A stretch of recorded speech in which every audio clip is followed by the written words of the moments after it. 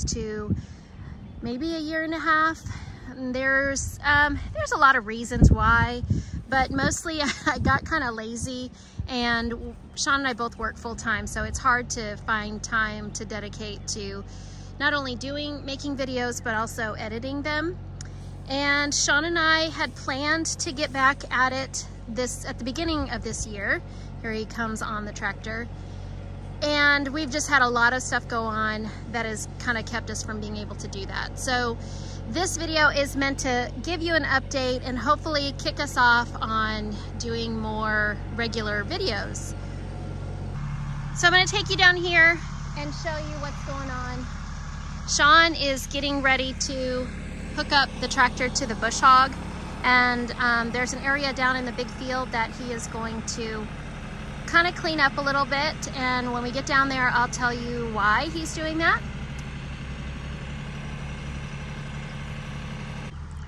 So I wanted to show you this area here because if you have watched any of our last videos, and I know it's hard to kind of get placement, but there's our house, and when we first bought this place there was a whole line of trees that was along that little rock wall there. And this area here is the first year that we were here. This is where I kind of set up a little garden. And then right along here where that tree is, there were a whole bunch of just scraggly old trees. This area up here, you couldn't even see down into the field from here. And so this is one of the things that Shawn did last year is he took out all of these trees. There were pine trees in here and just kind of trees that had not been taken care of at all. And so we wanted to open up our view from the house into the field. So now we can, from our front porch, we can see down into our orchard over here. So I'll take you down there and we'll talk about what we got going on. Let's see. That's the orchard right there. So here is the orchard that we put in last year. Most of these trees they're real young. I don't expect to get any fruit out of them this year, but I believe if I've counted right, we should have somewhere around 28, 29 trees out here. We've got peach trees, apple trees, pear trees, plum trees, cherry trees, and I think there's an apricot tree, if I didn't mention that one. And I don't know if there's anything else, but I'm really excited for years from now when we get some fruit out of here. But I know there's one tree in the back over there that was an apple tree, and there were 2 little apples on it last year, but they fell before we were able to get them. So this is just our planting for the future, and we need to get out here and mow. But this over here is our grapevines that, to be honest, we didn't do a ton of maintenance with them this year. You can see my strawberry towers there that I let die. I've never grown strawberries before, so I don't know why they did. I got to do some research to figure out if I just didn't have enough soil, if I was supposed to cover them. I don't know, but they're dead now. So I'll probably clean this out. I may try to get some more strawberries and plant them again and actually take care of them this year. We will see. I really would like to, because we've got so much space, I would like to plow an area and do an in-ground strawberry bed. It's just one of those things I gotta learn what I have to do first. So we have, I think there should be around 6 grapevines in here. No, sorry, there should be 12 grapevines in this area, but like I said, we didn't do any maintenance on them, so we have a lot of work to do to clean this area up. There are also some blackberry and raspberries that I planted. I actually planted a few of them a few weeks ago down over here, and I need to get some markers out here so Shawn doesn't drive over them with the tractor, which he has done before. And over on the other side there should be some raspberries and blackberries, but they may not have survived either. So I think right here you can kind of see I have something growing there. don't know exactly what that is. But anyways, oh yeah, that's where I planted the raspberries. I think this one is a raspberry, and possibly that one is a raspberry, that stick that's coming up. And then there should be 2 blackberry bushes over here. But we did find a lot of wild blackberries over kind of in this general area right here. But there was a tree, you can kind of see, and I'll show you.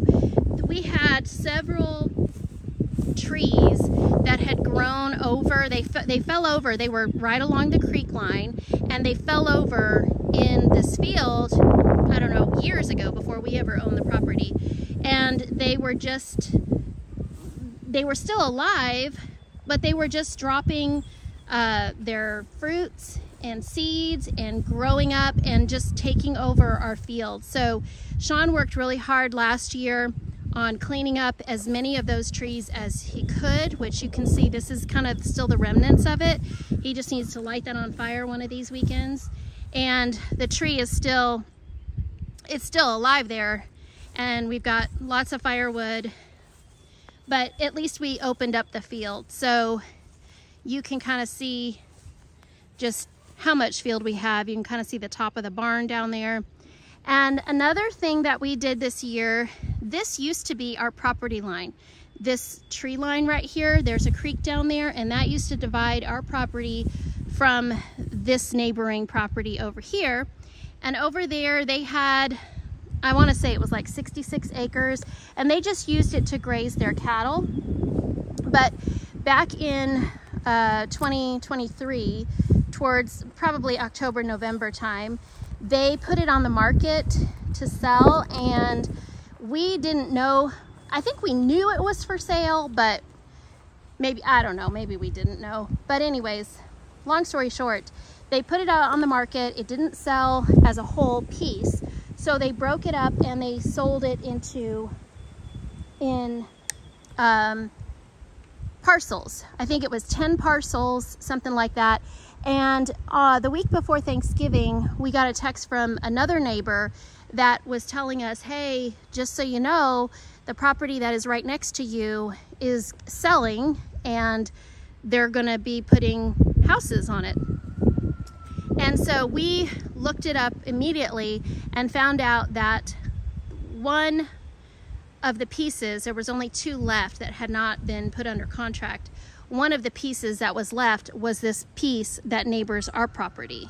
It's a strip that goes from the front all the way down the creek line, and it was just over 6 acres. It's like almost 6.5 acres, and we ended up purchasing it. We felt like we could not just pass up that opportunity to kind of give ourselves a buffer, but also we wanted to get to where we could qualify for the green belt. So we had just under 14 acres, and now we have just over 20 acres. And while I'm walking here, I'm looking to see, because right here, I think, I could be wrong, but I think these are some of those wild blackberry canes. This is kind of the general area of where they were before, and I think this is them starting to come up again right here. So I will probably have a lot of blackberries here.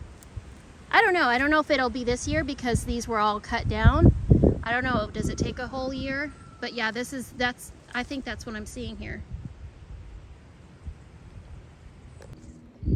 This right here is another one of those trees that Shawn spent a lot of time cutting down and cleaning up. This whole area was covered by the branches from that tree, and probably, I would say, probably at least 300 saplings that had fallen off of the tree and taken root, and they were just starting to grow into trees over here. So we had, I was out here a couple days with Shawn with the tractor, and he would just plop, he used the tractor to just pull the roots up, and I would grab them, and we brought them, Bailey and I both brought them over into the fire to burn. This is, I think this is one of my compost piles. We have several compost piles going all around the property, and we're really not doing probably what we could be with it. That's just a learning curve, you know, we're just trying to figure it out. But we've just been dumping, you know, our food scraps and our chicken manure and everything into these various piles around the property and letting them sit and compost. I'm sure, like I said, I'm sure there's a better way to do it. I know we're not turning it as much as we should, but it is what it is. So here are my two raised beds. This one on the right, I put in some tops, or some of the, what's it called, black cow manure on top, and then I've covered it with some, what is this called? I want to say hardware cloth, but that's what's underneath. This is the weed fabric. So I've covered it with weed fabric for now. And then this one he just filled for me yesterday, I think, or maybe it was last weekend. And so I need to come back in and put some more of that black cow down. And I'm gonna throw some of my eggshells in there. And you can see I've had him bring my banana from this morning down here. And then I'm gonna cover it with the black cow and also put some more weed fabric on it. So these are my two beds that I have so far. And Shawn he says he has enough wood to build me at least 2 more, maybe 3 more of these. So we're hoping that those will be done by the time I'm ready to plant out the seedlings that I have inside, because otherwise I have nowhere else to put them. So this area right here where Shawn has mowed, and I've got another compost pile over there, this is where we're going to bring the chickens down to. So when we go up, I'll show you, and if you watched any of our last videos, our chicken house, or what do you call it, the chicken coop, is up there by the house, and our chickens have been free ranging pretty much for the last 1.5 to 2 years, ever since we've had them. We've really let them free range, and I really like them free ranging, except we are so tired of the chicken poop all over everything. We are tired of chicken poop being on our porch, on our sidewalk when we walk in, and so we want to get them out of our hair. And this is what we came up with yesterday. Originally we thought about chicken tractors and whatnot, but I think what we're going to do is we're going to bring our big coop down here, and next weekend we should have somebody coming out to give us an estimate on putting up a fence around here, and we are going to fence in this whole area. I think most of the area that Shawn has mowed right here, he said something like 75 feet by 75 feet roughly is how big this area is going to be.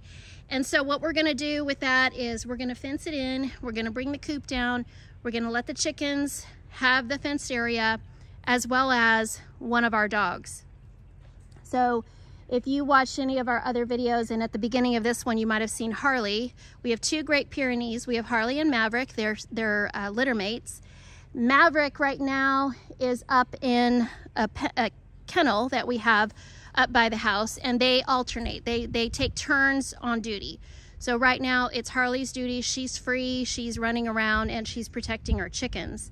So what we'll do once this area is fenced in is they'll protect the chickens in the fenced area. So we will have at least 1 dog in this fenced area with the chickens. I may have to clip their wings so they don't fly out. I'm just gonna kind of play that by ear.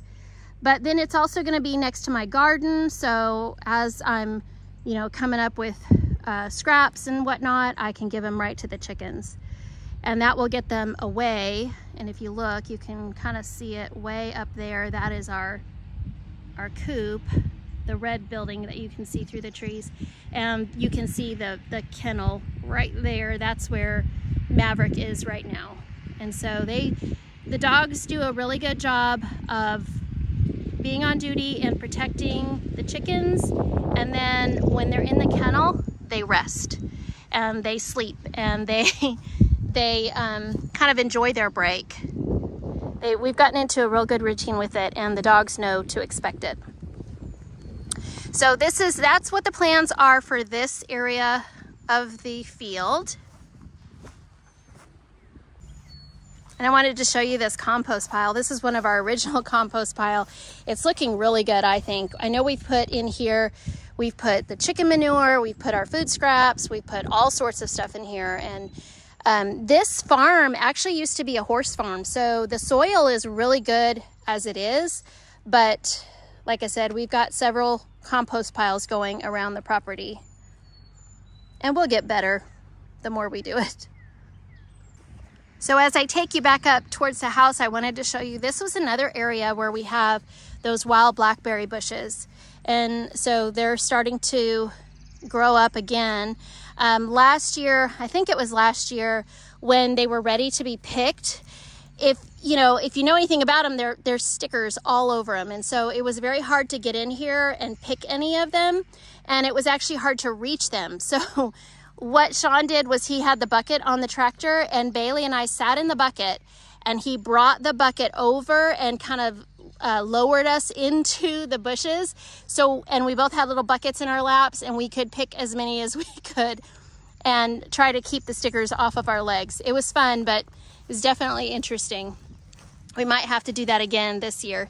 And these suckers right here, those things, those burrs, I don't know what those are, but they're all over the property, and they get stuck in the dogs all the time because the dogs run through these bushes and they come out with all those stickers on them. So it's always a job when you pet the dogs to pull some of those stickers out from them, from their fur.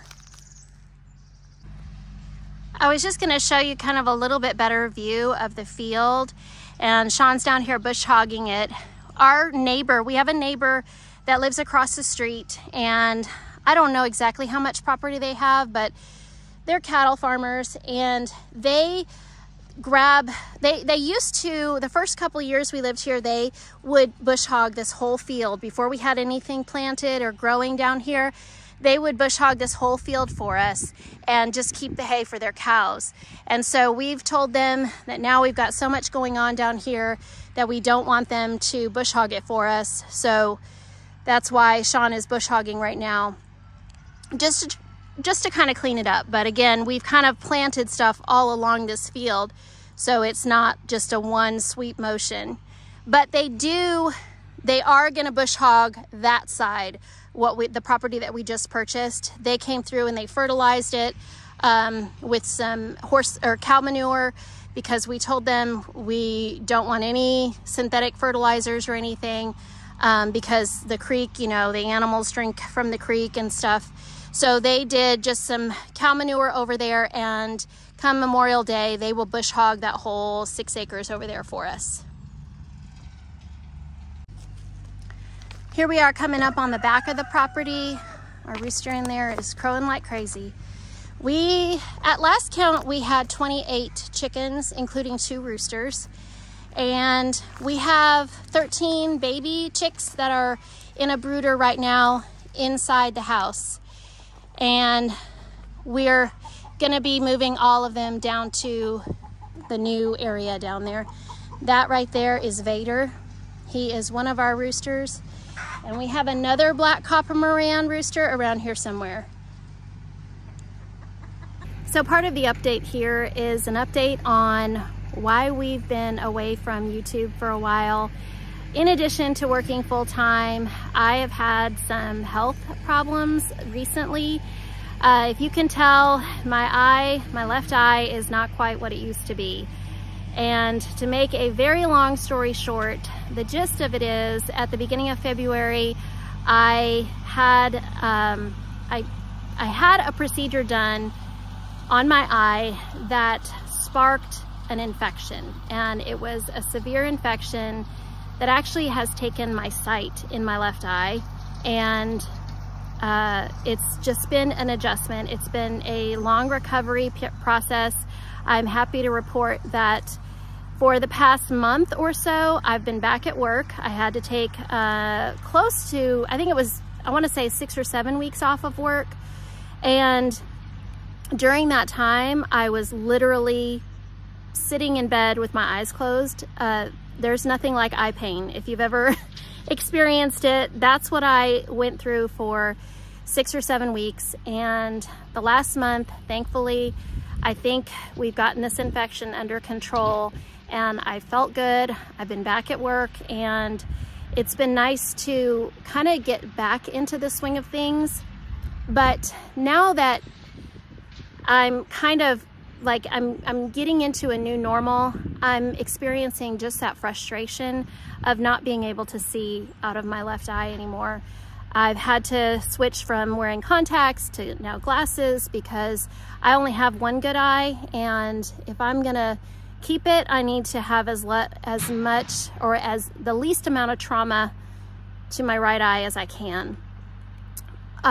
Learning how to drive with one eye is been interesting, and I can say that the hardest part is parking because I have no depth perception, so I can't see how far away I am from other cars when it comes to parking my own car. So that's been the trickiest part for me. I'm not driving at night anymore because I get blinded by oncoming lights. Plus here in Tennessee, where we live especially, the roads are really dark. There's no lights or anything, and so I just don't feel comfortable because there's so many animals that pop out in front. So I have not been driving at night. I don't know if I'll ever feel comfortable driving at night, which is unfortunate because the result of that is I'm missing a lot of my daughter's softball games because they're far away, and I can get there, but I can't drive myself home because they finish after dark.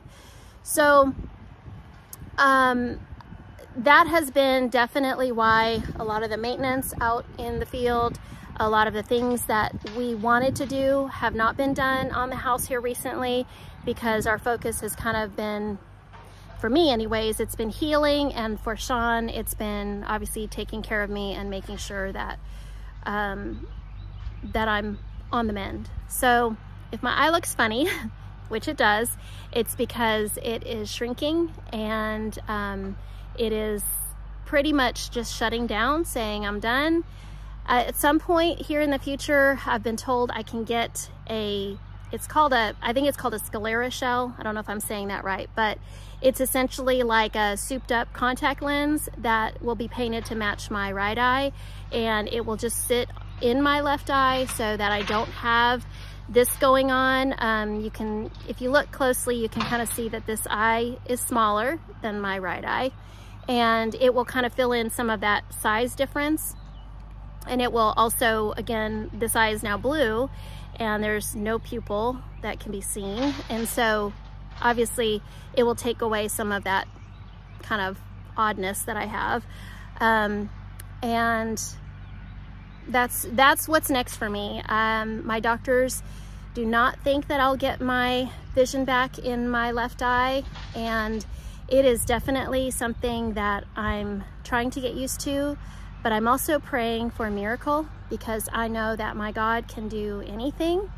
And if this is this is my cross to bear, so to speak, then I'm okay with it, because I know that there's a lot more. It could be way worse. And there are people in this world that are going through a lot worse than this. So I would appreciate your prayers if you would pray for me as well. Just obviously for the miracle of my vision to be restored. But if that doesn't happen, I just pray that I'm done with the pain and the infection and it doesn't come back, because that would be terrible. And that we just, we find a way to make our lives better, because we're not guaranteed tomorrow. And on that note, we do have more plans. We have plans for this farm.